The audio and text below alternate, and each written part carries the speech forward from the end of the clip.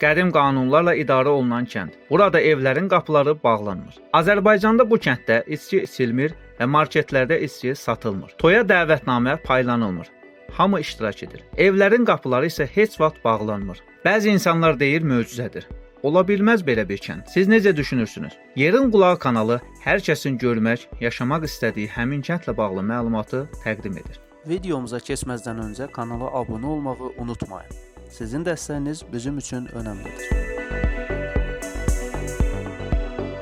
Söhbət Ordubadın ən qədim tarixə malik Gəncə kəndindən gedir. Gəncəlilər deyir ki, hər bir sahədə möhkəm birlik, bütövlük var. Rayonun ən varlı kəndi hesab olunan Gəncədə gənclər qazandıqları pulu başqa yerə xərcləməzlər. Lazım gəldikdə kəndin abadlığı, ehtiyacı üçün ayırarlar. Gəncə kəndi Ordubad bölgəsinin qədim tarixə malik yaşayış məskənlərindən biridir. Rayon mərkəzindən 12 kilometr şimal-şərqdə yaşıllıqlar qoynunda yerləşir. Tədqiqatçıların Gəncə toponimi, oykonimi haqqında müxtəlif fikirləri var. Bəzi alimlər onu ərəb-fars mənşəli sözlərlə əlaqələndirsələr də, onların əksəriyyəti bu adın Gəncə şəhərinin adı ilə eyni kökdən olması qənaətindədirlər. Bu adların qədim türk tayfalarından biri Lansak tayfaları ilə əlaqədar yaranması fikri də var. Türkoloq alim Cəfərov bu toponimin Hunların ən qədim adından Kunun morfoloji birləşməsi Kunçukdan törəmiş Gəncək türk tayfasının adından götürüldüyünü vurğulayır. Bu kəndin tarixi memarlıq abidələrinin əsaslı surətdə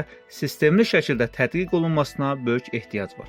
14-cü yüzilliyin 30-cu illərində Gəncədə 16 ailə 60 nəfər yaşayıb. Həmin vaxt Gəncədə bir nəfər də olsun qeyri-Azərbaycanlı, o cümlədən erməni olmayıb. Son məlumatlara əsasən hazırda kəndin əhalisi 2000 nəfərə yaxındır. Kənddə indiyədək qalan bir neçə maddi mədəniyyət nümunəsi onun orta əsrlər zamanı bölgənin əhəmiyyətli və inkişaf etmiş yaşayış məskənlərindən olduğunu xəbər verir.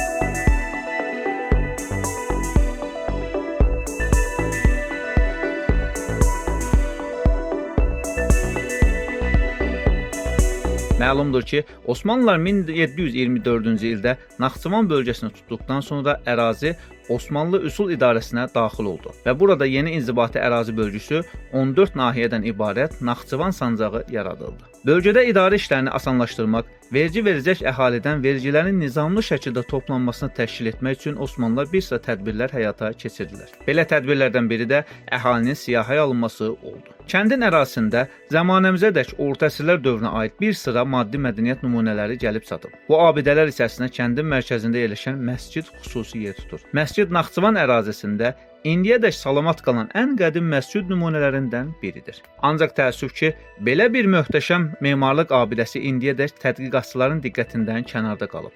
Tədqiq olunmayıb. Ordubad rayonu üçün xarakterik olan boz daşdan hazırlanmış bir baş daşı üzərindəki kitabə nisbətən salamat qalıb. Ərəb dilində 6 sətirdə həkk edilmiş kitabənin mətninin tərcüməsi belədir.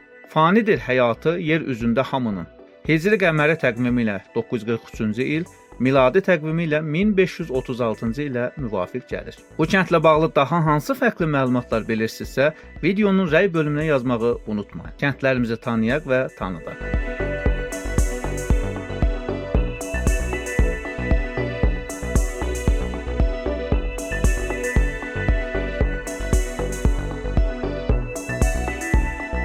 Videomuzu bəyəndinizsə kanala abunə olmağı və rəy yazmağı unutmayın.